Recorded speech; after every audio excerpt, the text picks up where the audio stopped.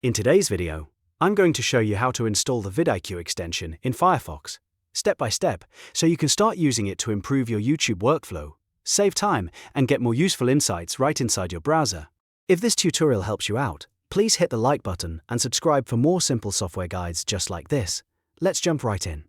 First, open Firefox on your computer and look to the top right corner of the browser. Click the menu button, which looks like the three horizontal lines. This opens the main Firefox menu with all of your browser options. From here, click Extensions and Themes. This will take you to the Firefox add-ons page, where you can search for browser extensions. Once the page loads, go to the search bar and type VidiQ. Make sure you spell it correctly so you can find the official extension quickly. After the search results appear, look for VidiQ Vision for YouTube. This is the extension you want to install. Click on it to open the extension page. On the extension page, you'll see a blue Add to Firefox button. Click that button to begin the installation process. Firefox will then show a pop-up notification at the top right of your browser window asking for permission.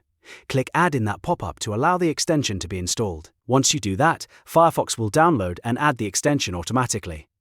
After the installation is complete, you may see the VidiQ icon appear in your browser toolbar, depending on your Firefox settings.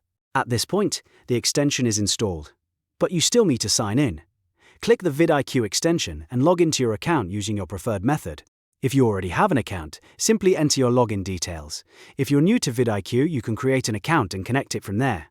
Once you're signed in, the extension is ready to use. You can now start viewing VidiQ tools and features while browsing YouTube, which can help you with keyword research, video optimization, and channel growth insights. And that's it. You've successfully installed VidiQ in Firefox and logged into your account. If this video helped, please give it a like, subscribe for more tutorials, and I'll see you in the next one.